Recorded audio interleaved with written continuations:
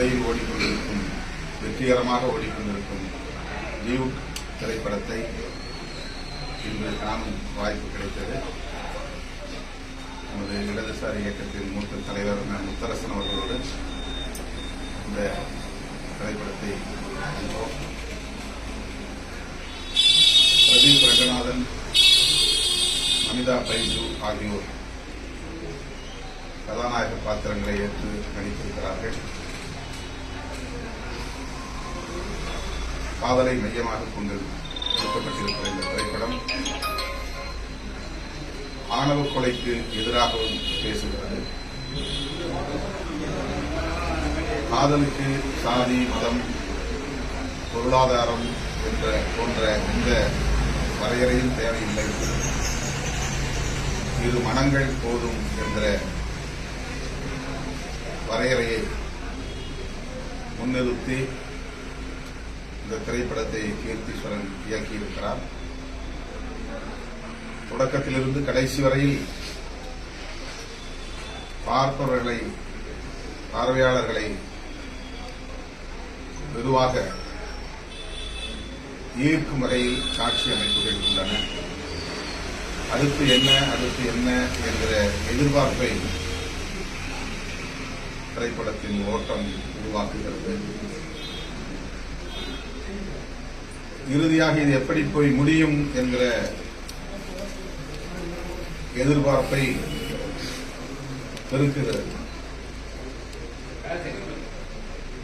நகைச்சுவை ததும்ப, அதே நேரத்தில் சமூகத்தின் மிக முக்கியமான நாள்தோறும் நாம் சந்தித்துக் கொண்டிருக்கிற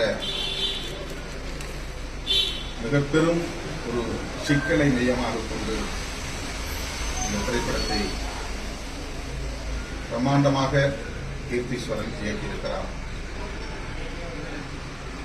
இந்த தலைமுறைக்கு பொருந்தும் வகையில் இந்த திரைப்படத்தை அவர் படைத்திருப்பது அவருடைய படைப்பாற்றலை வெளிப்படுத்துகிறது. இந்த தலைமுறையினரின் உளவியலையும் அவர் நல்ல முறையில் உள்வாங்கி இருக்கிறார், அதை வெளிப்படுத்தி இருக்கிறார் என்பதற்கு இந்த திரைப்படம் ஒரு சான்றாக உள்ளது. ஜென்சி கிட்ஸ் என்று சொல்லக்கூடிய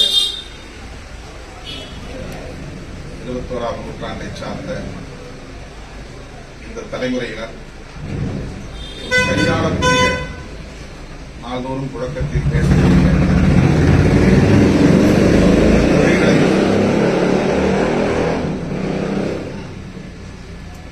நட்பு, காதல் இரண்டுக்கும் இடையிலான புரிதலையும் மிகச்சிறப்பாக கையாண்டிருக்கிறார். நட்பு வேறு, காதல் வேறு என்றாலும் காதலுக்கு நட்புதான் அடிப்படையானது, ஃப்ரெண்ட்ஷிப்பு தான் லவ் என்று ஒரு இடத்திலே கதாநாயகன் பேசுகிற, கதாநாயகனுடைய நண்பன் பேசுகிற ஒரு வசனம் இருக்கிறது. நான் நட்பா பழகிட்டேன், எந்த ஃபீலிங் எனக்கு இல்லை, ஜீரோ ஃபீலிங், உன்னோட எப்படி நான் வாழ முடியும் அப்படிங்கிற ஒரு இடத்துல நட்புக்கு மிக உயர்ந்த மரியாதையை தருகிறார்.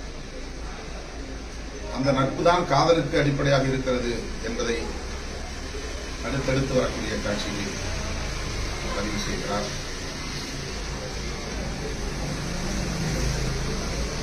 உனக்கு பிடிக்கிற நேரத்தில் எனக்கு பிடிக்கல, எனக்கு பிடிக்கிற நேரத்தில் உனக்கு பிடிக்கல என்று சொல்கிற அந்த இடம் இன்றைய தலைமுறையினர் நாள்தோறும் சந்திக்கிற பிரச்சனைகளாகத்தான் அல்லது எதிர்கொள்கிற பிரச்சனைகளாகத்தான் நம்மால் பார்க்க முடிகிறது. ஸ்கூல்ல ஒருத்தி, காலேஜில் ஒருத்தி என்று சொல்லிக்கொண்டே போற உனக்கு காதல்ல ஃபெயிலியர் அப்படிங்கிறது ஒரு பெரிய விஷயமே இல்லை. இப்படிப்பட்ட இந்த வசனங்கள் எல்லாம் நிறைய விஷயங்களை உடைக்கிறது. மனம் திறந்து பேசக்கூடிய, நட்பை, காதலை தெளிவுபடுத்தக்கூடிய ஒரு உரையாடல் இந்த திரைப்படத்திலே நிகழ்கிறது. மானம் பெரிதா, உயிர் பெரிதா என்ற ஒரு உரையாடலும் இடையிலே வருகிறது. தன்னை நிராகரித்த ஒரு பெண்ணை அவள் விரும்புகிற காதலனோடு சேர்த்து வைக்க வேண்டும் என்று வருகிறது. தனக்கு துரோகம் இழைத்து விட்டால் என்று பழிவாங்க நினைக்காமல் அவள் விரும்புகிறவனோடு அவள் வாழட்டும் என்று அவளுக்காக படத்தின் இறுதி காட்சி வரையில் போராடுகிற ஒரு புதிய அணுகுமுறை. இது பிராக்டிகலா நடைமுறை சாத்தியம் உள்ளதா என்ற கேள்வி எழுப்பலாம். ஆனால் இதை ஒரு விவாதமாக்கியிருக்கிறார் அல்லது இதை வெளிச்சப்படுத்தி இருக்கிறார் இயக்குநர் கீர்த்தீஸ்வரன் என்பது கவனிக்கத்தக்க ஒன்று. அப்படி இருந்தால் ஒன்றும் தவறில்லை. என்னுடைய மானத்தை விட நாம் விரும்பும் பெண்ணின் உயிர் முக்கியமானது. குழந்தை பருவத்திலிருந்து விளையாடி பழகி அந்த நட்பை எண்ணி பார்க்கிற போது அந்த கதாநாயகியின் தகப்பன் தந்தை ஒரு பழமைவாதியாக இருக்கிறார். தன்னுடைய சொத்துக்கு ஒரு வாரிசு வேண்டும். அந்த வாரிசு தன்னுடைய உறவாக இருக்க வேண்டும், சாதியாக இருக்க வேண்டும் என்று எதிர்பார்க்கிற ஒரு தந்தை. இந்த 20K கிட்ஸுக்கு பொருந்தாத ஒரு தலைமுறை, ஜென்சி தலைமுறைக்கு பொருந்தாத ஒரு தந்தை. அப்படிப்பட்ட நேரத்தில் அந்த பெண்ணை அவர் கொன்றுவிட வாய்ப்பு இருக்கிறது என்கிற காரணத்தினால் அவர் உயிரை காப்பாற்ற வேண்டும் என்று போராடுகிற இடம். அதைவிட மிக முக்கியமாக அவள் விரும்புகிற இரண்டாவதாக விரும்புகிற பாதி என்கிற பாத்திரம். அவனுக்கு திருமணம் செய்தாக வேண்டும், ஆனால் சூழல் இல்லை. அப்போது அந்த பாத்திரம் நீ எனக்காக திருமணம் செய்து அந்த பெண்ணை பிறகு என்னிடம் ஒப்படைக்க வேண்டும் என்று சொல்லுகிற இடம் மிகவும் உணர்வுபூர்வமானதாக இருக்கிறது.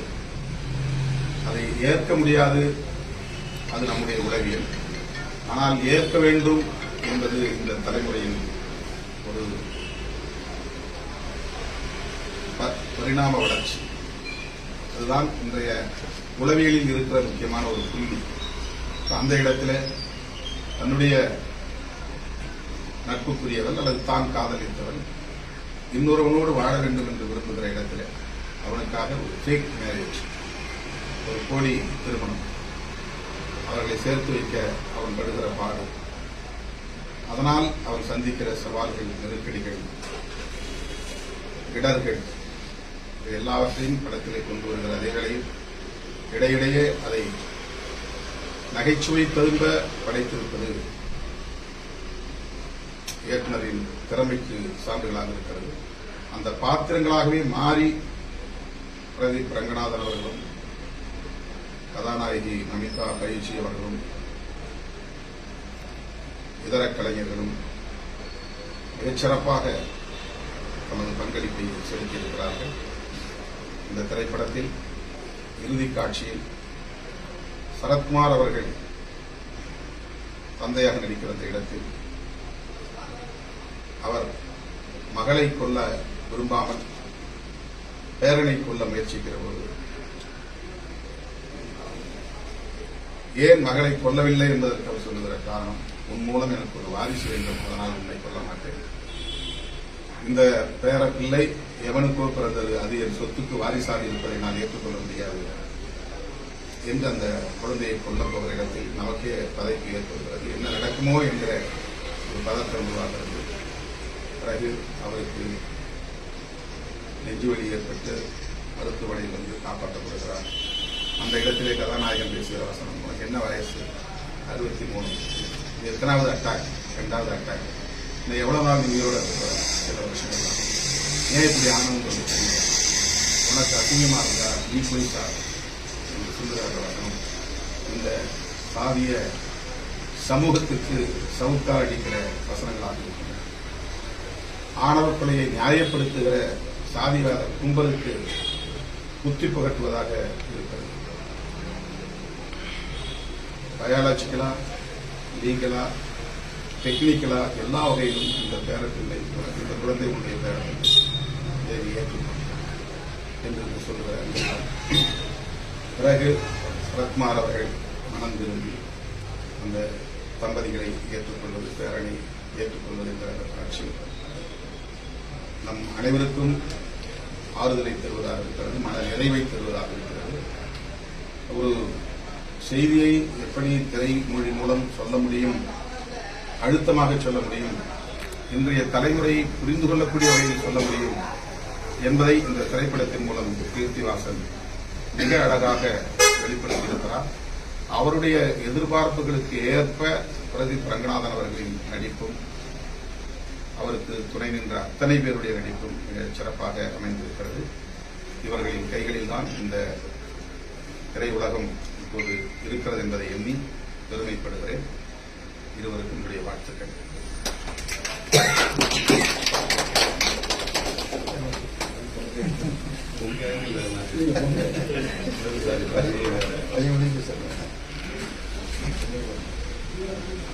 நண்பர்களே, படம் குறித்து முழுமையான விமர்சனத்தை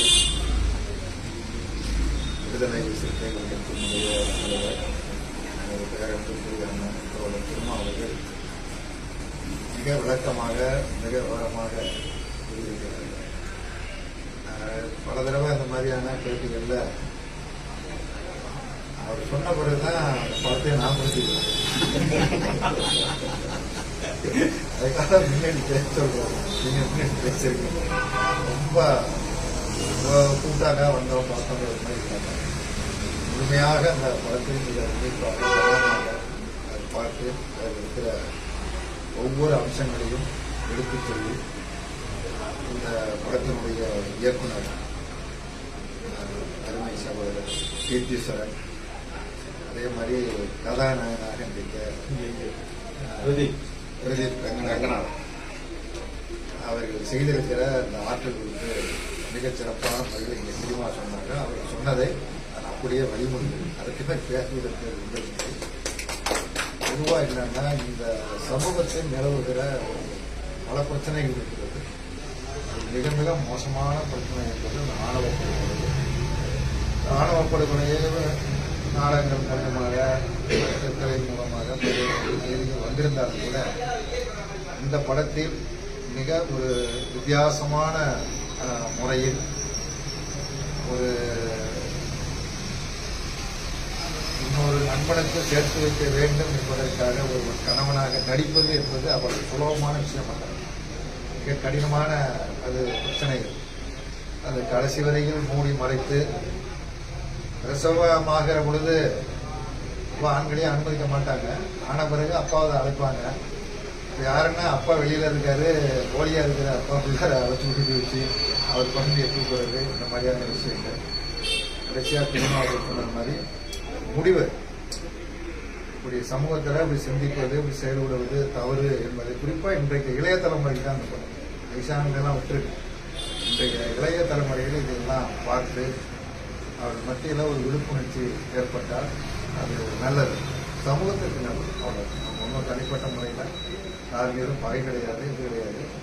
இன்றைக்கு மோசமான நிலைமைகள் பலது நிலவுகிறது. குழந்தைய கொள்வது அப்படின்னு ஒரு காட்சி வருதுல நடந்துகிட்டு இருக்கு. இதில் கொல்ல உடலை கதாநாயகனும் அதை எப்படியோ ஒரு வகையில் அதை காப்பாற்றி நம்ம 2 பேரும் சேர்ந்து கொண்டதில் காப்பாற்றிட்டோம் அப்படின்னு கடைசியாக சொல்வார்.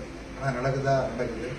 பெண்ணை கொள்றாங்க, 10 மாதம் சுமந்து வளர்த்த தன்னுடைய சொந்த மகளை கொள்றாங்க, பையனை கொள்றாங்க. இப்படியான பல சம்பவங்கள் தொடர்ந்து நம்ம தமிழ்நாட்டில் தொடர்ந்து நடந்துட்டு இருக்குது. ஆணவ படுகொலைக்கு எதிராக சட்டம் நிறைவேற்றப்பட வேண்டும் என்று திருமாவர்களும் அதே மாதிரி சிபிஎம் தொடர் சண்முகம் நான் எல்லாருமே ஒரு சேர்ந்த முதலமைச்சர் கொடுத்தா இப்போ தான் ஒரு கமிட்டி மாதிரி ஒன்று போட்டுக்கிறாங்க. என்னதான் கமிட்டி போட்டாலும் சட்டங்கள் நிறைவேற்றினாலும் மனிதர்கள் திருந்தாமல் எதுவும் பண்ணிட முடியாது. சட்டங்கள் கடுமையாக தண்டிக்கிறாங்க. இது மேலே ஒரு அச்சங்கள் வரலாம். இப்போ கொலை செஞ்சால் தண்டனை இருக்குங்கிறது போல நடக்காமல் இருக்குது. மனிதர்கள் திருந்தாமல் பெரிய அளவுக்கு மாறுதல்களை பண்ண முடியாது. இந்த மாதிரி திரைப்படங்களின் மூலியமாக ஒரு ஒரு மாற்றம் உருவாவதற்கு, சிந்திப்பதற்கு இந்த படம் வழிவகுக்கும் என்று நான் கருதுகிறேன். எல்லாம் நடைபெற வேண்டும். இந்த போன்ற படங்கள் வெற்றி பெற வேண்டும். சினிமான்னா ஏதோ பொழுதுபோக்குக்காக மட்டும் இருக்கிறது, ஒரு சண்டை அது இன்னும் பொழுதுபோக்குக்காக இல்லாமல் ஒரு சமூகத்தில் ஒரு கருத்தை உருவாக்குவதற்கு, ஒரு சிந்தனையை உருவாக்குவதற்கு, ஒரு விழிப்புணர்ச்சி ஏற்படுத்துவதற்கு திரைப்படங்கள் அமைய வேண்டும். அந்த முறையில் இந்த திரைப்படம் அமைந்திருக்கிறது. இயக்குனர், கதாநாயகன் மற்றும் அதில் திரைப்படம் நடித்த அத்தனை பேருமே மிகச்சிறப்பான முறையில் நடித்திருக்கிறார்கள். எல்லாம் இளையவர்கள். இயக்குனருக்கு இது வந்து முதல் படமே மூத்த இயக்குனர்கள் செய்ய முடியாத சாதனையை முதல் படத்திலேயே இயக்குனர் செய்திருக்கிறார். இதே மாதிரி கதாநாயகன் ஏற்கனவே நடித்து சில படங்களுக்கு இயக்கவும் செய்திருக்கிறார். அவருடைய பங்களிப்பு மிகச்சிறப்பான பங்களிப்பு. அடி வாங்குற பொழுதும் சரி, அடி கொடுக்குற பொழுதும் சரி, ரெண்டையுமே. அடி வாங்குற பொழுதுதான் அவருடைய கண்ணத்தை அப்படி திருப்பிக்கிறார். ரொம்ப சிறப்பு. வசனங்கள் அது மாதிரி. தாலியை வந்து இருக்கிறது சாங்கா கட்டலையாப்பா, சாக்கா கட்டலையா நீ அப்படிங்கிற மாதிரி அந்த மாதிரியான விஷயங்கள். அது மாதிரி தாலி முக்கியமா இல்லைன்னா கதை தாலிக்கு மரியாதை அவருடைய ஃபீலிங்ஸ் தான் முக்கியம். அதான் உண்மை. ஃபீலிங்ஸ் தான் முக்கியம். இன்னைக்கு பத்திரிகையில் பார்த்தேன், திருமண ஏற்பாடு எல்லாம் நடந்துருச்சுது. திடீர்னு திருமணம் நின்று போச்சு. என்னன்னா பையன் வேற ஒரு பொண்ணை காய்ச்சிட்டு இருக்கான், சொல்ல முடியாம இருந்திருக்கான். கல்யாணம் போது போயிட்டான், வெளியில போயிட்டான். இன்னைக்கு பத்திரிகையில இது மாதிரி நிறைய செய்திகள்லாம் வந்துட்டு இருக்கு. ஃபீலிங்ஸ் தான் முக்கியம். உணர்வு என்ன அப்படிங்கிறது தான் முக்கியம். வற்புறுத்தி ஒரு திருமணத்தை செய்து வைப்பது அது நிலைத்து நிற்காது. உணர்வு என்னங்கிறத புரிந்து கொண்டு செய்ய வேண்டும்.